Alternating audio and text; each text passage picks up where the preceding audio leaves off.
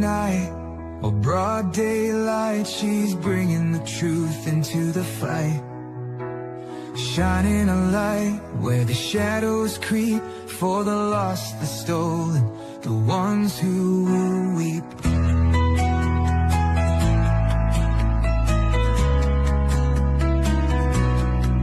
She won't turn away, she won't back down, even when the loony clowns come round.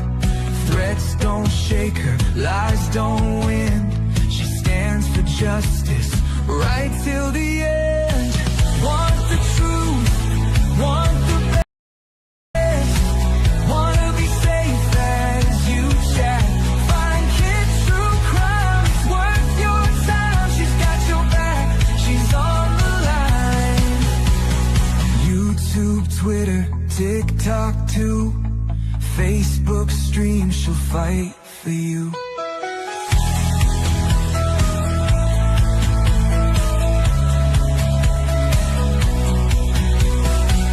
Chase fame, some chase views, but she fights for those with nothing to lose. For the kids who vanish without a trace, she won't stop till she cracks the case.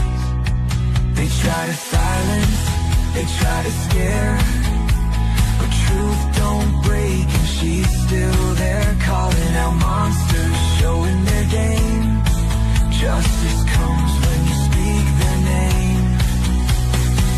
Want the truth, want the best, wanna be safe as you chat. Find kids true crime, it's worth your time. She's got your back, she's on the line. YouTube, Twitter, TikTok too, Facebook stream, she'll fight for you.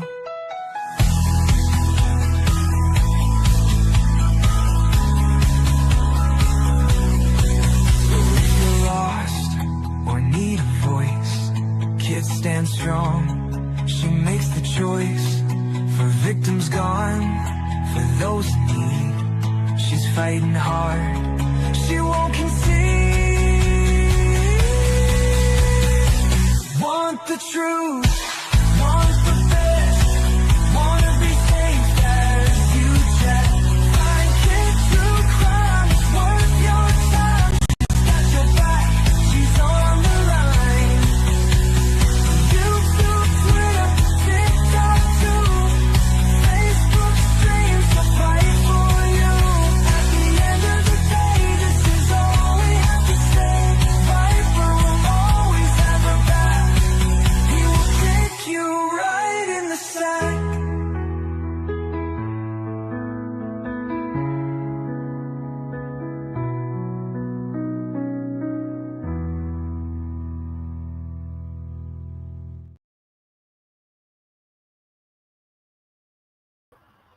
Good morning. I know it's early. I know hardly anybody's going to be here, but that's okay.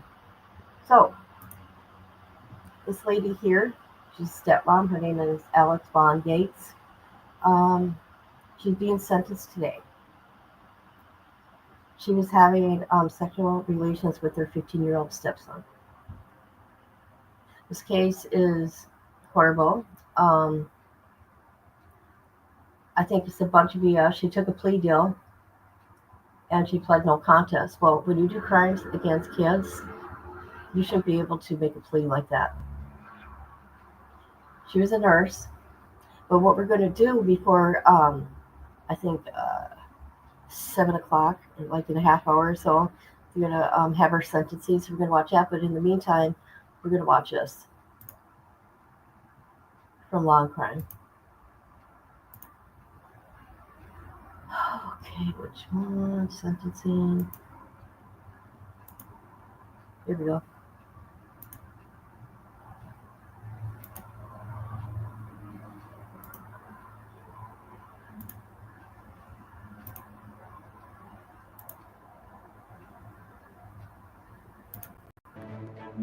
By the way, have you ever left a meeting and thought, what did we just talk about for the last 30 minutes? Or maybe you're in a position where you want to take notes, but you really can't. Well, I'll tell you what, I've been there. a lot of times, and luckily there is now a solution. It's called Claude Notepen. This is an incredible tool that leverages AI to boost your productivity. So you can wear it in a few different, an arrest report from Ocala, Florida. Because now 35-year-old Alexis Yates, also known as Alexis Von Yates, is facing a charge of sexual battery on a person 12 to 18 years of age by a person in familial custody. So how did we get here? Well, to talk about it, I want to bring in victims' rights lawyer John Phillips. John, thanks so much for coming back here on Sidebar. My gosh, we're going to get into more of the disturbing details of what allegedly happened here between Yates and her stepson in just a moment. But first, I just want to get your reaction to that accusation.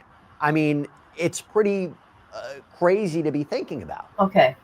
It is. I started reading the affidavit and Okay. I want to get to the part of the affidavit, right? And this boy's family, okay, like his dad and all them, they wanted to keep this a secret. They did not want the 15-year-old to talk about it and tell anybody. Weirdos. Just saying. Hold on. I had Chris Hansen here the other day, renowned predator catcher. And when we talk about these cases, adult film stars pretending to be step-parents and stepchildren, that makes up a large swath of the pornography industry. And you have to wonder, what impact do you think porn has on creating the foundation for crimes like these? And yes, these are allegations, and we're not saying pornography had any kind of impact on this, but it became part of the conversation.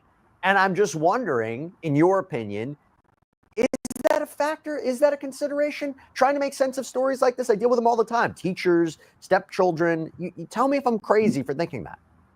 There's two parts of it, so I have a 13-year-old boy, and you got to gauge when you're going to have the birds and the bees talk, right? But like my parents, it was pre-internet. And so where else was I going to learn it other than from friends, right? Here, you're a VPN away, as a child, from seeing and knowing anything and everything.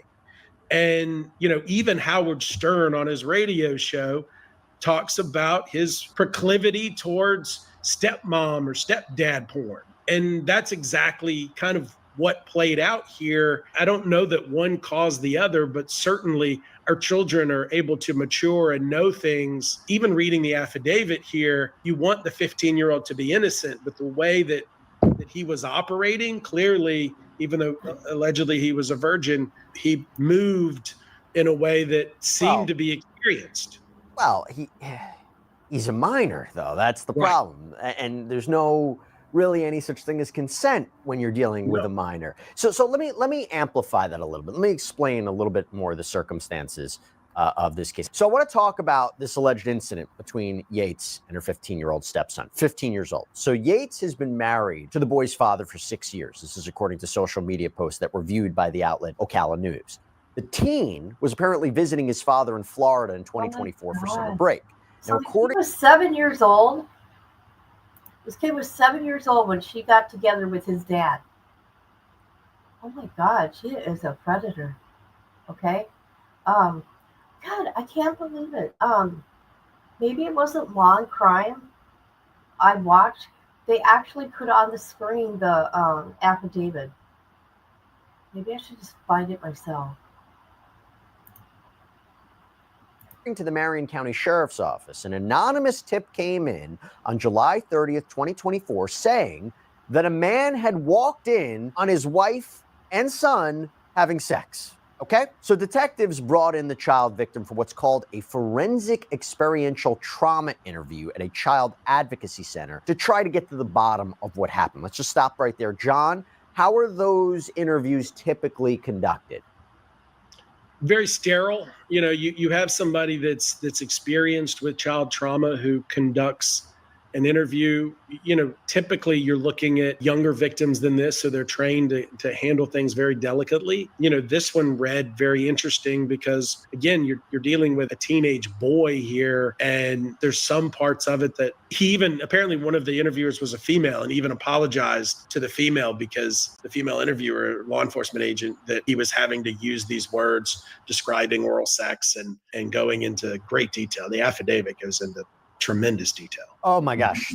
What the teen reportedly said was just chilling and disgusting, to say the least. I mean, he apparently revealed that his dad worked late nights as a lineman, and he was staying with his dad, stepmom, 2 younger half siblings as part of this summer vacation. According to the arrest affidavit, on the night of the incident, Yates had put the youngest children to bed and then started playing a video game or video games and watched a movie with this 15-year-old. And he claims that she let him use her THC vape pen.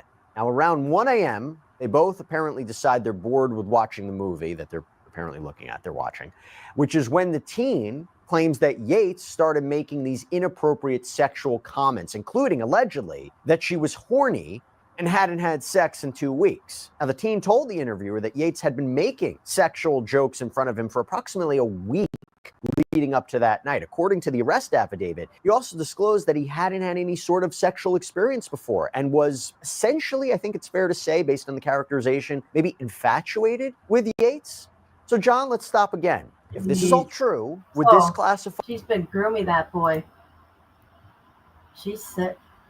And I bet he's not the only victim. Okay. By his grooming, taking part in something the teen likes, the video games, giving the opportunity to partake in intoxicating substances, slowly introducing him to sexual ideas. Does that seem like a classic grooming accusation? It does, because there's like a golf cart trip with other females at a point, and he takes a shot of alcohol and gets another exposure to either CBD or THC. I think it's THC. And even feels woozy to the point they need to speed the golf cart up so he can get some air. And then there's reference to this stepmom porn and horniness. And it's just appalling. And you don't talk to children like that, much less, push things forward. It's 100%, grooming. And there's like a reference comparing their penises in there too by her. Yeah. Which was mortifying. Oh my Let me just God. say, I'm not going to get. Oh my God. Just think what that kid was thinking. But as they said, he said he was infatuated with her. Oh my God. Get into detail, but she's accused of comparing the son to the father. Just put that to the side for a second. Okay. So the arrest affidavit continues, quote, thinking about all the statements the suspect had made to him about being horny, he decided to ask her if she wanted to cuddle. The suspect stated she thought that might be weird. So he lays on top of the suspect as she lay with her head down, the armrest of the couch, and she commented something to the effect of, "Oh, you're just going right for it, huh?" The suspect and child victim kissed. As the suspect began escalating, the suspect said, "Ah, man, I wish you were 18 because you're not old enough." Now, despite this alleged statement, the teen victim apparently told the interviewer that he performed oral sex on Yates. And this escalated with the two of them then having sex. And again, the details in this affidavit are incredibly detailed and graphic. We're not going to be getting into any of them here, but the interviewer noted that the way the teen described all of this was consistent with somebody who actually experienced this rather than somebody just telling them a story that they heard, which I think, John, is important, right? As disgusting as those details are, I think it goes to that level of credibility, and particularly it shows how careful these interviews have to be. Right. The minutia matters, and they talk about cunnilingus and where he kissed and licked and her response, and it checks out, as the kids would say. It's outrageous and nothing but grooming, providing underage with intoxicants. It's just all around awful. But it's interesting if you take these allegations as true, and we have a lot more to get into here, but for a minor to be able to open up and explain this, that's not easy for anybody, but let alone somebody that age. Do you see it's like they have a sense, I want to tell the story, I want to get this off my chest? And by the way, these are allegations, right? She hasn't been proven guilty, but it seems in a lot of the cases that I've covered, mind you, this was weeks ago. So she took a plea deal, and 7 o'clock. Well, it'd be 8 o'clock. Sorry, Florida time is the sentencing, and I guess the 15-year-old and his mom are going to have a victim impact statement. We've covered together, there is that level of detail and there is that level of opening up. And I'm curious if you see a pattern. You do. This is a 15-year-old boy. And again, taking it that he is a minor, unquestionably, the average boy loses his virginity at 15 to 17. So at some point, I think he's not ashamed. There's the family shame, the what's going to come of how this destroys my family. But I think the sex act, he even, like I said, reference to the investigator, oh, sorry if I'm being too graphic. There's points of it that are so discussed in such detail.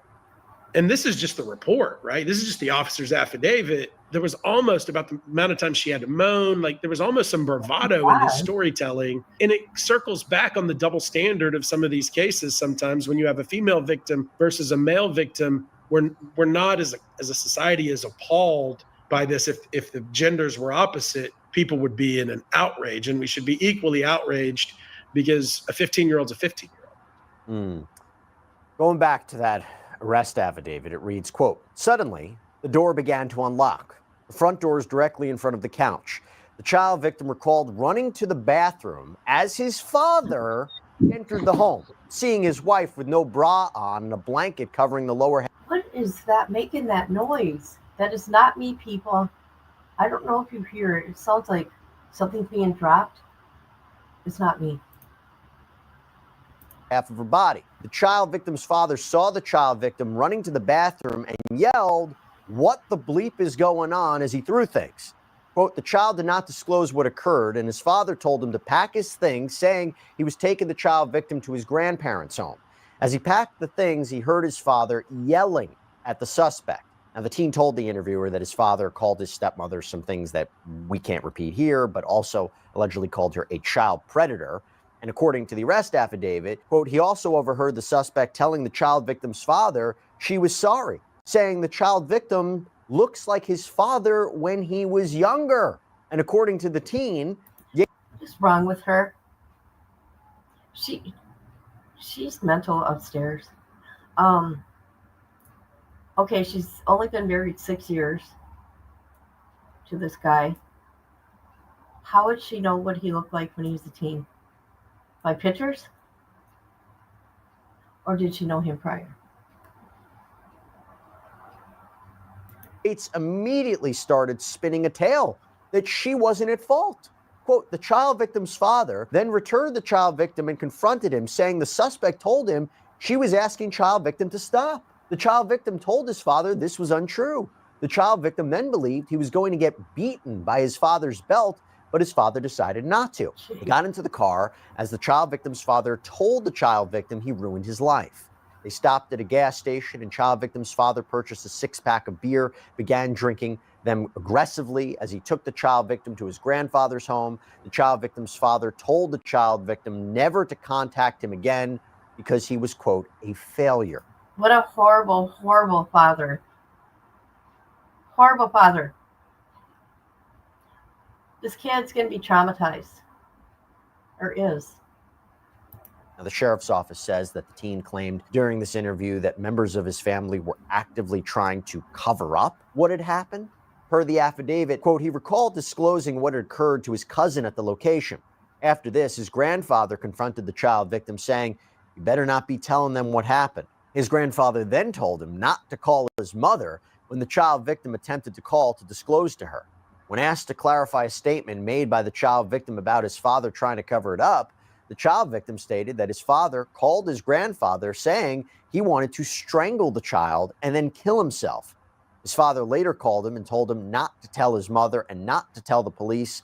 The child victim's aunt later told the child victim that the suspect was talking about the incident but was calling the child victim a master manipulator, blaming him for the incident. So, John, a lot of allegations back and forth here. Hard to make sense of what's going on. But if you take this account as true, very, very disturbing. What do you take away from this? Very disturbing. And you know, people tend to live in the now. And so you've got an electrical worker, right? The guy that goes on the lines and keeps our power on in Florida during, you know, I don't know whether this happened in hurricane season or not, but you know, hard worker who came in late at night, early in the morning, and sees this horror of horrors that then, you know, is going to have a secondary impact. This is horrible. Good morning, sis. How are you? We are watching right now. Andrea Von Yates had sexual stuff with her stepson. He was 15 years old. Are you at work? Oh, yeah, that's right. Are you listening? Okay. Well, then I don't need to tell you what's going on. Thank you for being here. I appreciate you, like always. All right, let's get back to it. On his child custody, and you know, the stigma of this, you know, all your friends, all your neighbors are going to be, you know, if this makes public and people know who it is, are going to be like, what in the world? And so people live in the now. And so I'm not surprised that he would have suicidal thoughts. There was no physical violence, thank God. But I can't stress it enough. And no matter what the 15-year-old did to provoke or entice this, they can't. And so, you know, it's up to the adult to leave the room or you know, keep your clothes on. And that didn't happen here. But if you take these allegations as true, also, do you see it common for the suspect, the defendant in this case, Miss Yates, someone in her position, to shift the blame to the other party, to shift the blame to the minor victim, which, again, is not a legal defense, but generally speaking, do you see those kinds of defenses or justifications in a way, not even a legal defense, just a defense to what happened? Right. I mean, according to the people that were there, according to this report, they both admit she did it and she was caught in the act of doing it. So the next best thing, you can't say it didn't happen, right? Your gaslight isn't going to shine that far. The next best thing is, but it's his fault. You know, I'm the victim. And the problem is that admits statutory rape, basically. But it's just, you know, what else are you going to say, kind of living in the now as a defense? From a legal point of view, a Florida legal point of view, if these allegations are true, if you are telling the minor victim not to report what happened, not talk about what happened, is that a crime? Should be. It is. So Florida can prosecute that as you know, kind of double punishment. Yeah, I think the dad and the grandpa should be charged. I hope that kid has not been back to his dad's. He's going to need therapy. So this should be interesting. What's said at sentencing? Mixed in is either blackmailing of a witness or witness tampering. Now, the affidavit continues, and the affidavit says, quote, the child victim expressed sorrow and was emotional as he disclosed realizing that his man's man, blue-collar father, seeing what happened to his son, did not face the sexual abuse of his child like a man. And according to the alleged victim, it didn't end there, because according to him, Yates continued trying to communicate with him. The arrest affidavit says the day after the incident, the child victim called the suspect. During this phone call, the suspect told the child victim she wished his father had not caught them. In the days after his interview with police, the affidavit indicates that the victim had a phone call with someone named Haley. Now, it's not clear who exactly this person is, but it's possible this person is a family member of some kind. Quote, she advises his father is willing to take the truth about the incident and protect the child victim if he's willing to testify. The child victim says now he knows his father is on his side, he would be willing to do so. The child victim was told that the child victim's father did not want to live with the suspect any longer, but it's complicated when asked about the relationship. The child victim was advised that his father wanted the suspect to be arrested. Haley advised that the child victim's father did not wish to kill him anymore and told her that Jesus. Yeah, the whole family knew on that side. They blamed the 15-year-old. He was going to harm him. It's sick.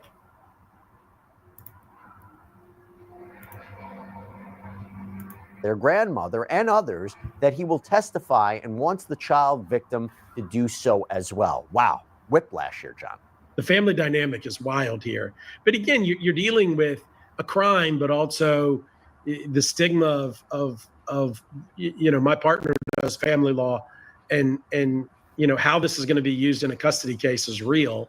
And meanwhile, you have a 15-year-old kid that has emasculated in some ways their father. I mean, this wasn't just somebody that had been dating for a while. This was somebody he had been married to for a fairly lengthy period of time.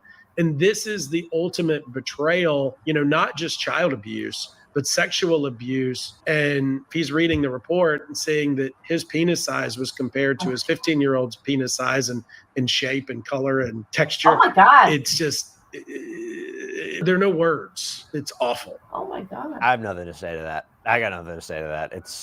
I don't know. Let me shake that one off for a second. So anyway, deputies, they indicate in this affidavit that they tried multiple times to get in touch with Yates and her husband, but they were unsuccessful. So in November of 2024, they went to the home, took her into custody. According to the affidavit, Yates advised she did not wish to speak with me without a lawyer present, but made several unprovoked statements about believing that since the Department of Children and Families had closed their case, she was in the clear, saying the incident was so accusatory, attempting to put blame on the child victim. John, if that's true, what does that indicate to you?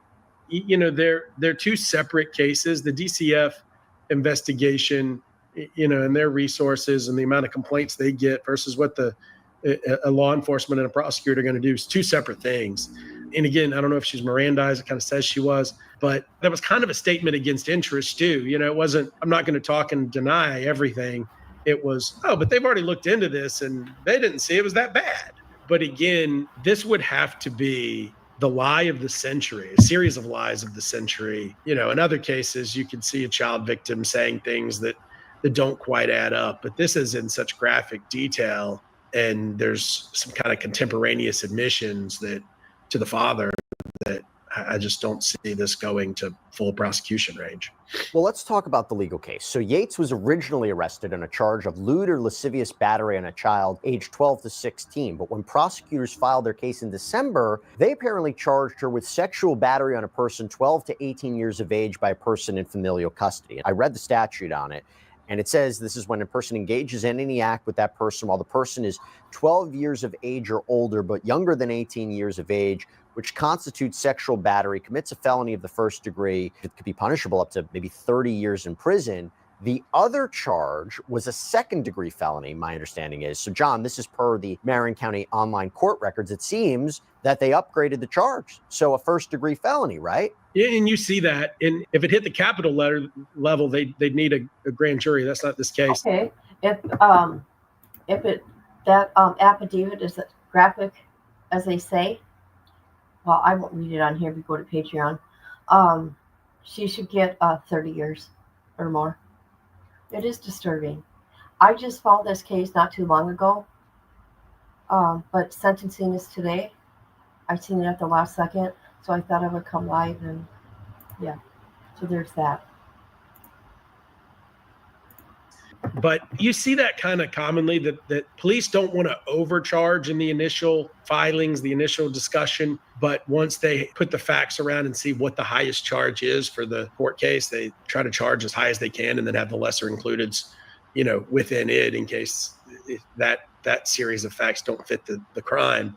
But here it seems like it does. You want all of the evidence you can get your hands on before, your filing decision. She was released the following day after she posted a $10,000 bond. And according to online court records, various depositions of witnesses have been underway. Yates is due back in Marion County Court at the end of May. If she's convicted, I mean, she could be facing years in prison, right, John? I mean, this is not a probationary offense. If this is true, she could get prison time for this, significant prison time, right? Not just years, but potentially decades. And courts are stepping up and doing this. I live in Florida, and so I watch the news in Florida, weekly, if not nightly, when I'm not watching Law and Crime. And thank you for the plug. Appreciate it. Absolutely. Prosecutors are taking these cases seriously because teachers are losing their minds left and right and sleeping with their students. Okay. And it is being prosecuted seriously now. Again, it's being prosecuted seriously, and like Misty says. is being prosecuted, but they're making plea deals. Yeah.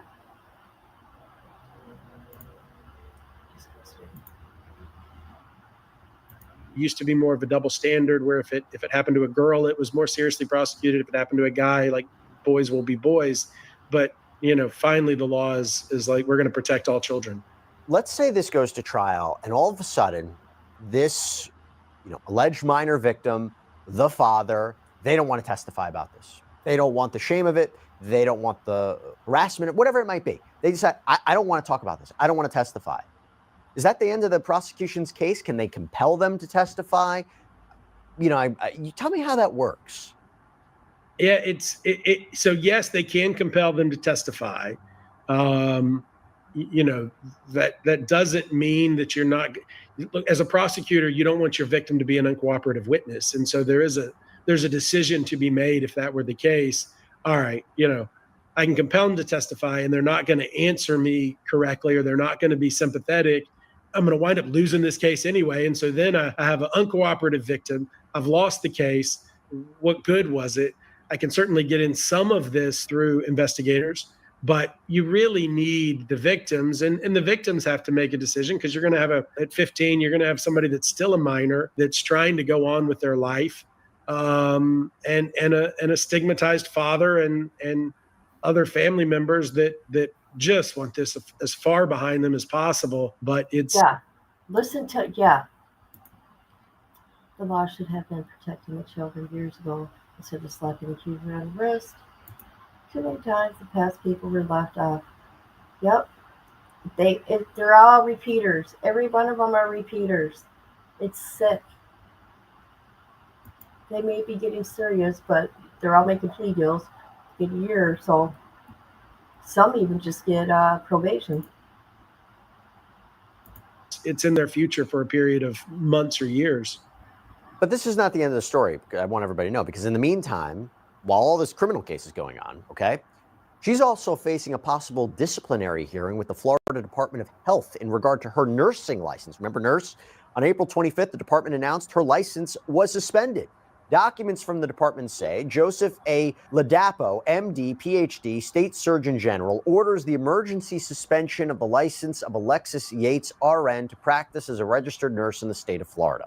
In the course of their practice, registered nurses are responsible for administering treatment and medication to patients and caring for ill, injured, or infirm patients. Nurses are placed in a position of trust. Therefore, it is imperative that they demonstrate good judgment and good moral character.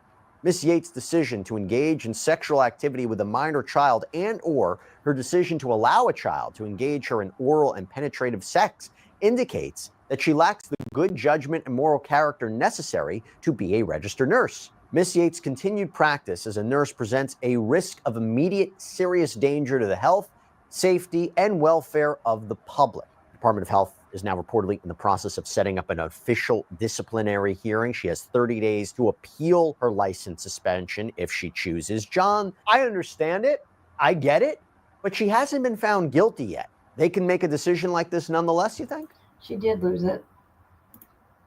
They can. You see it, people hear about it in the law enforcement context where, there's a police involved shooting and they're suspended with pay, and then there's an administrative finding and they're restored. And it's kind of similar here. The Department of Health can make decisions if they feel like there's going to be imminent risk to the public. And this is not just child abuse, but child sexual abuse. And the hospital doesn't want to be sued, and administrators don't want to have to deal with this. And so there's a temporary suspension of privileges while it's formally set for a hearing. And then there's an appellate process after that. I've had a abusive pediatric dentist, suspended, and they never got his license back. She could get it back if the case is dropped or she's acquitted?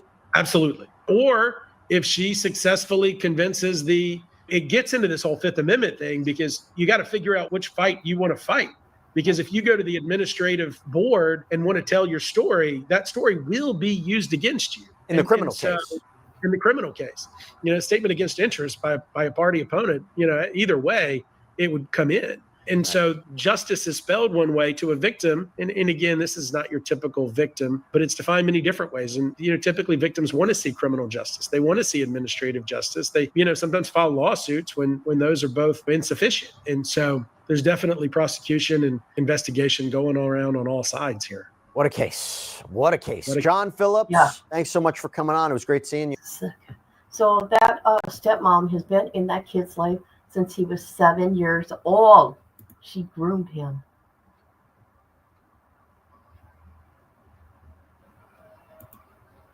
Okay, where am I? All right. Yeah, she's a nurse.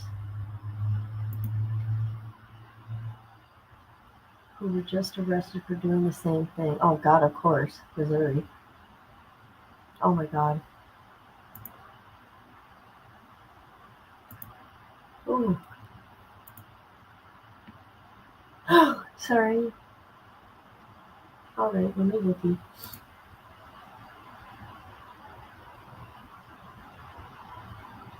Not yet. Hold on.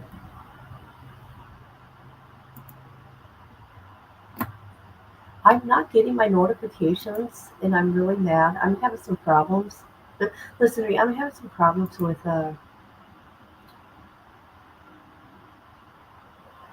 internet. Oh, God. Here's another one. We'll go through real quick. No. Do not do this again. Oh my God, here we go. Reload, reload, reload, reload. Oh, okay. Assault can be used against her at trial. And the judge made some pretty interesting points in the order that we're going to break down with Florida Judge Elizabeth Scherer. Welcome to Sidebar, presented by Law and Crime. I'm Jesse Weber. Oh, Jesse. We first told you about Alexis von Yates a few weeks ago. She's the 35-year-old whose husband walked in on her allegedly having sex with her stepson when she thought he was going to be at work. Remember this story? The incident reportedly happened last summer when the 15-year-old was apparently spending time with his father in Ocala, Florida over the summer break. He typically lives with his mother in Washington, D.C. And it wasn't until later that he confided to his mom about what allegedly happened. So what does she do? She calls in a tip to Ocala police. Now, Yates was arrested in November, initially charged with lewd or lascivious battery on a child aged 12 to 16, but prosecutors upgraded that charge to sexual battery on a person 12 to 17 years by a person in familial authority. So Yates' arrest affidavit included graphic details that the teen apparently shared with a forensic interviewer. And according to the alleged victim, his father was working overnight as a lineman, and after his younger half-siblings went to bed, he and Yates stayed up late playing video games, watching movies, and apparently also using Yates' marijuana vape pen. According to the arrest affidavit, quote, the suspect and child victim kissed. As the suspect began escalating, the suspect said, "Ah, man, I wish you were 18 because you're not old enough." Now, despite this alleged statement, the teen victim told the interviewer. Yes, that's why I'm showing you guys this. I already knew about it, but she's being sentenced today. Like in a little bit.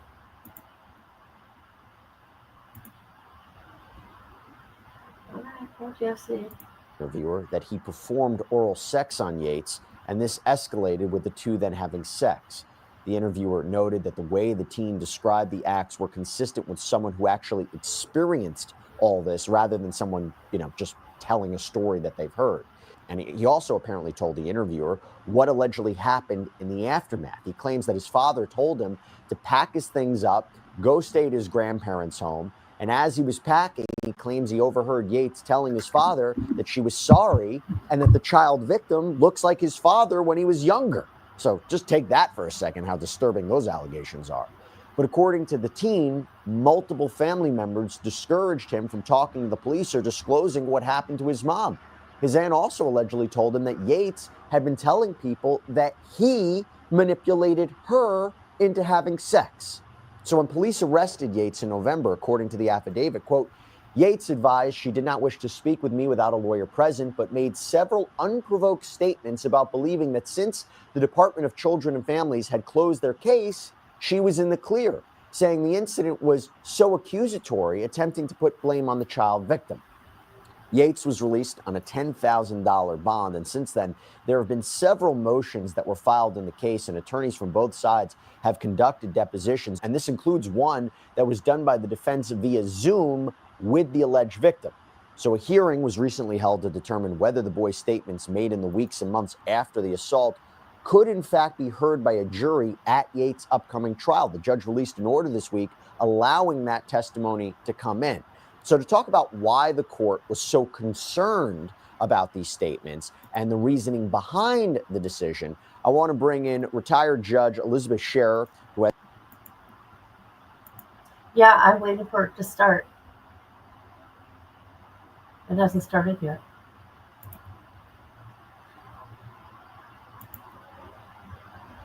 as many of you know, oversaw the case of the Parkland school shooter in Florida, is now in private practice with Conrad and Scherer. Judge, so good to see you. Thanks so much for coming back here on Sidebar. It's been a minute. It's really, really good to see you. First of all, this is one of the craziest stories and most disturbing stories that we've covered on Sidebar, at least in recent memory.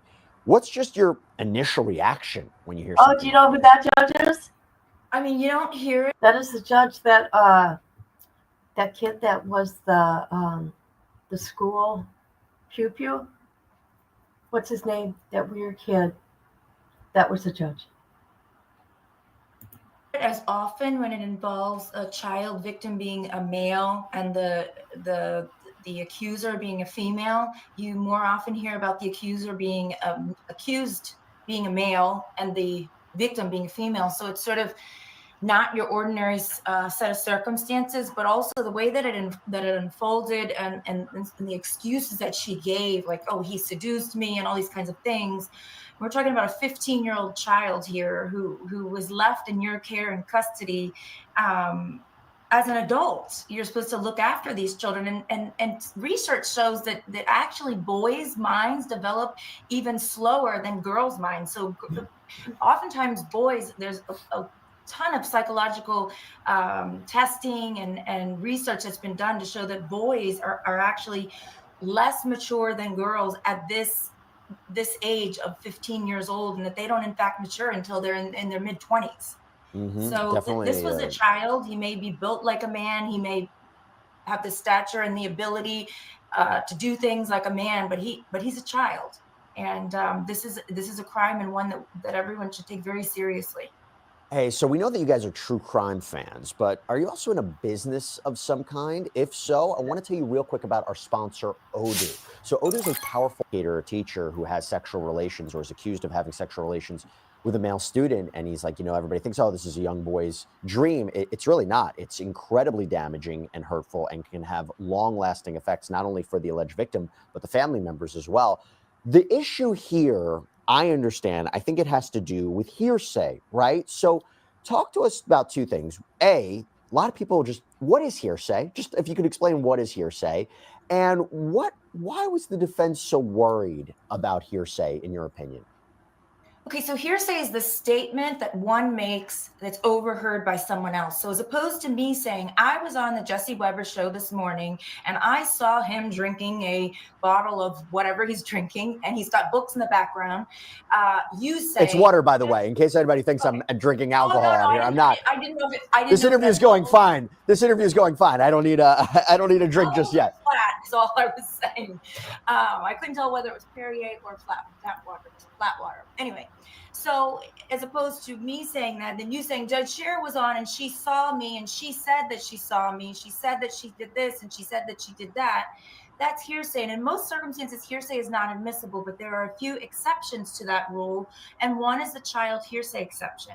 And that is, it was passed in the 80s by the Florida legislature, and most states have similar laws where children the harm to the child and being brought to a courtroom and having to testify in front of the accuser, the accused, about these very sensitive issues, is said to be that trauma outweighs the confrontation clause issues that the defendant may have in being able to confront the witness under their constitutional rights.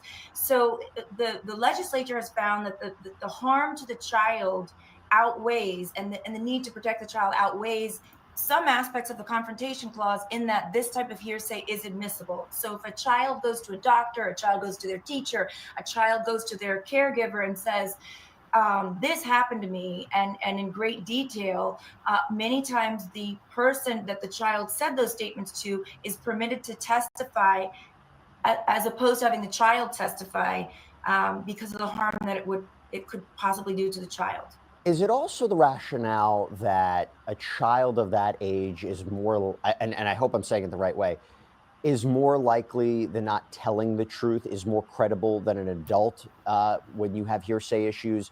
Or is it purely, as you said, hey, listen, we don't want to further damage or traumatize somebody in this situation? Or is it that, sometimes we have hearsay exceptions, right? Where their hearsay exceptions would say, in those certain specific moments, there could be a reason to believe that statement more than in other kind of circumstances. Do you think there's something to this, that in those specific instances, having a child recounting these alleged episodes to a doctor or a teacher or a parent, there is a credibility issue? It makes it more credible. I think ordinarily, and I hate to have to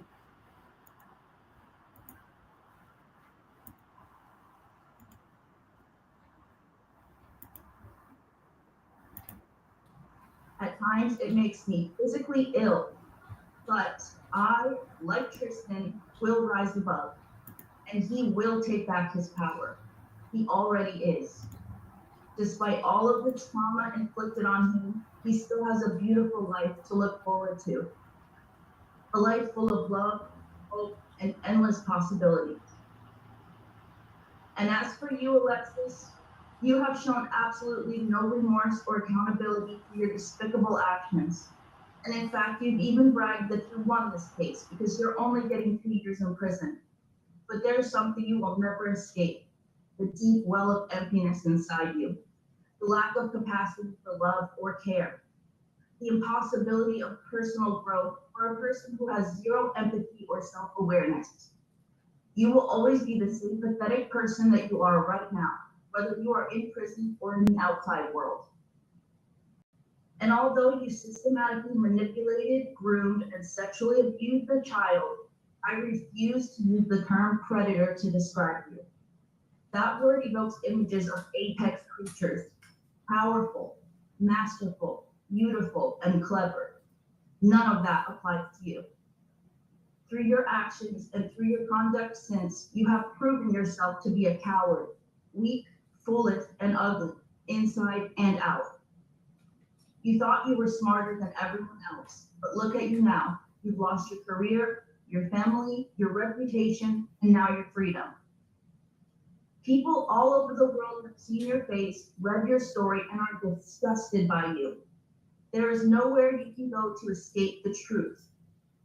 And because of my son's courage, for the rest of your life, the world will see you for exactly who and what you are: an incestuous pedophile who will forever only be remembered for what she took from a child.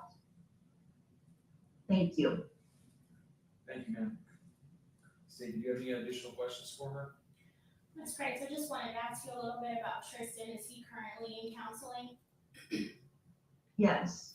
And I know you mentioned that you're the only one who's there for him to kind of pick up his pieces and help him maneuver through this. What is his father's name?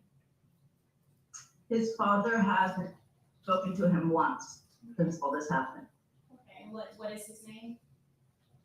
David Yates. And you said he has not spoken to him since this incident was reported. Correct, even though Tris did try to reach out to him. Thank you so much, ma'am. Mrs. Sparrow, do you have any questions? Ma'am, I do want to ask one thing. The only reason I accepted this negotiated agreement was because I was told that both you me and Tristan were 100% in agreement with it. Is that the case? Yes, only because Tristan's well-being is more important than the suffering. I understand, and I understand that negotiated plea agreements often, in cases like this, take into account the well-being of the child and concerns over the child having to testify and recount all this in a very public way. So, Right. but if you and Tristan are in agreement with this outcome, Yes. all right, very good. Thank you, ma'am. All right, And did Tristan want to be heard? yes.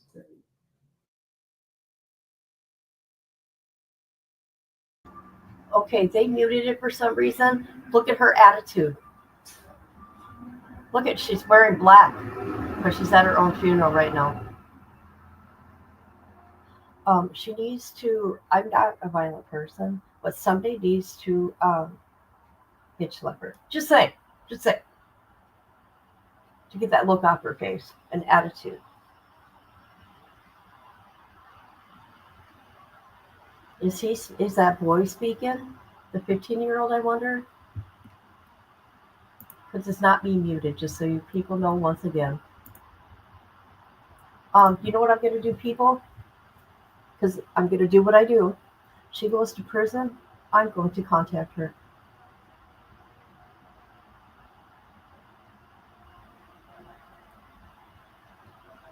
I'm going to tell her how nasty she is.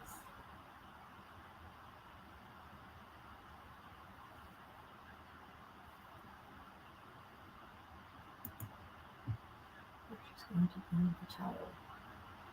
And you know what? I'm really disgusted with this judge for allowing this plea deal.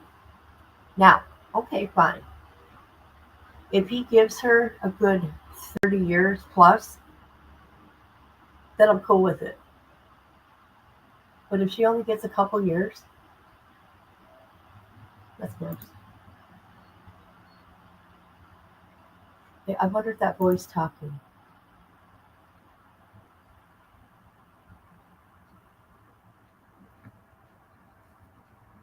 It could be.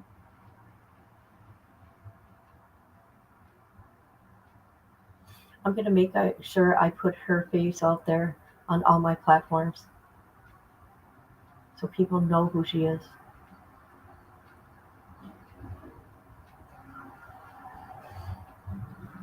Oh, geez, that was loud. Oh, I gotta turn that down.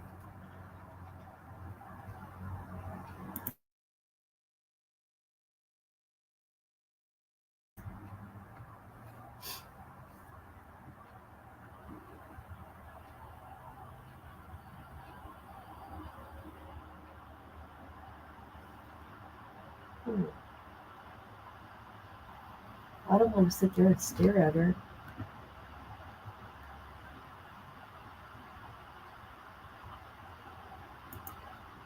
It could be the boy. Her demeanor has. Look at her. Did she just roll her eyes?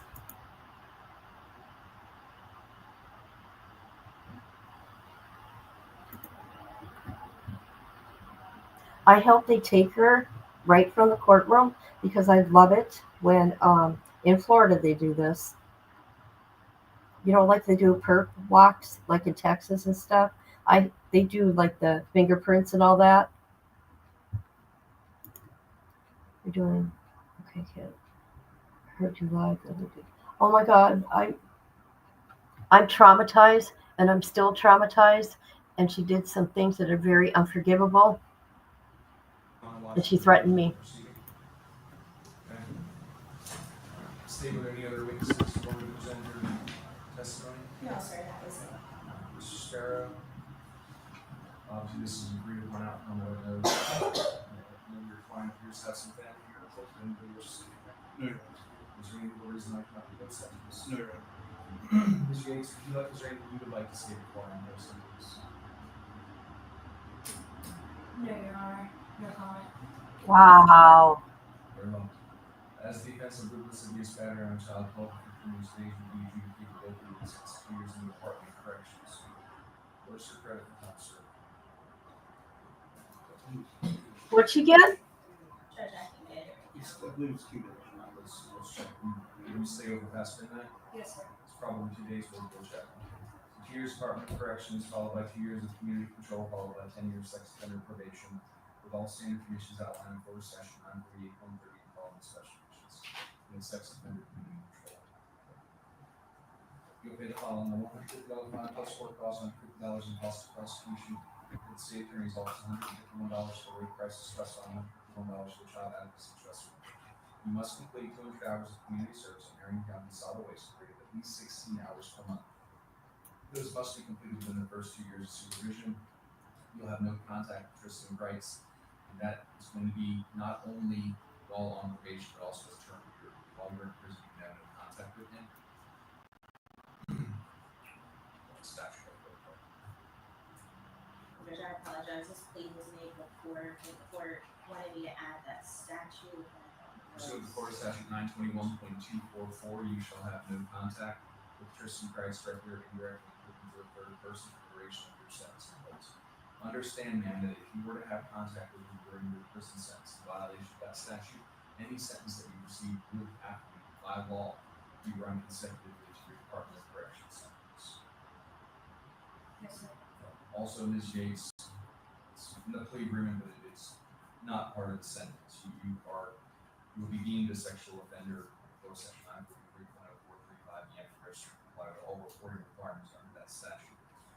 While you are on probation now, understand that violation of your reporting requirements not only would constitute a violation of your probation conditions, it's also a crime.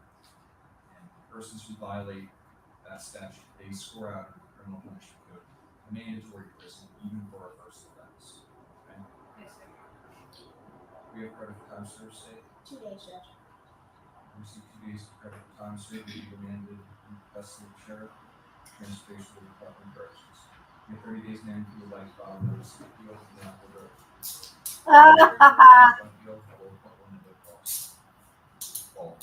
Good luck. Bye-bye.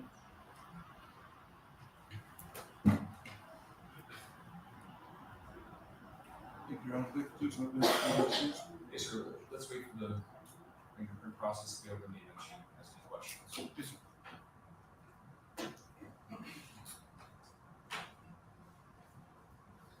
And Ms. Kreitz and Mr. Kreitz, anytime that you all want to leave, you can. I will leave the Zoom screen on open during the fingerprinting process. That you all would like to watch that. You're free to go at any time. Thank you for being here. I appreciate your time. Thank you. Thank you. I want to lie. And Mr. Kreitz, you did nothing wrong. Thank you. I appreciate it. And it's on your father. Okay. You asked what she got. I have no idea because I could not hear the judge. The sound was horrible. Yeah, this case is unbelievable. She had such an attitude. I couldn't believe it. She's going to have fun in prison. I got kind of panicked because I heard the judge say, time served. Like, what? Unless he said credit for time served. I don't know. He was hard to hear.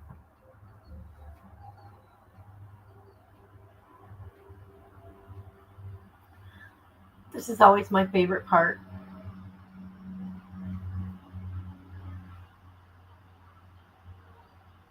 I wish they had her turned around the other way, though.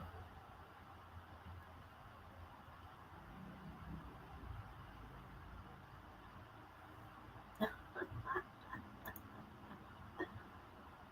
was fun.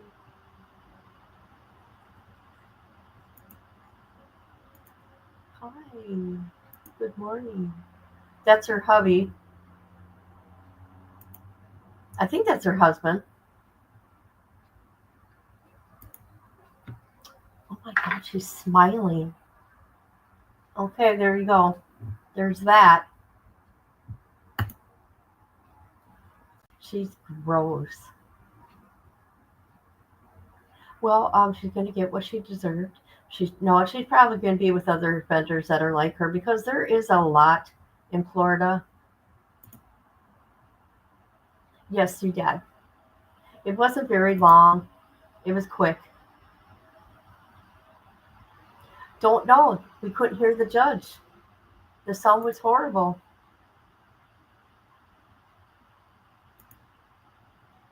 I wish I knew. You know what I'm going to do though? I'm going to download this video, and what I'm going to do is I'm going to do closed caption. You see. All right, people. I'm going to go for now. I've been live for what? An hour. And I appreciate every one of you. And I do like that name, by the way. Music by Brian. Do you actually do music? Do you? Okay, Michelle, I want to tell you something. I want to tell everybody again. Maybe I should do a separate one. I didn't realize it, but the messages that I got from KB were threatening. She said I fucked up. She said two things, actually. And I'm like, wait a minute. These are threats. These are threats. I don't know what kind of threats.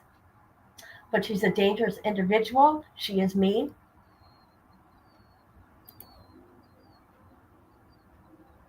And I'm scared of her.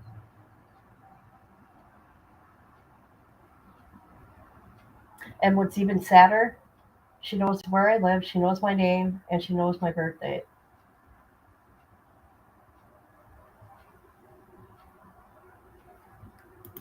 Because I think she can be very vindictive, and she'll want to hurt somebody. And I never talked about her. I just blocked her from all my platforms because what she did to my daughter was unforgivable. My daughter died shortly after. I will never forgive her.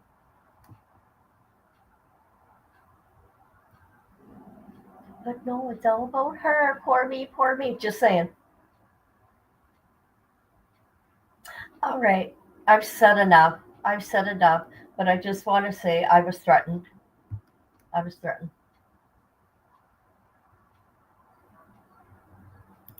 All right, everybody. Thank you for being here. I appreciate every one of you.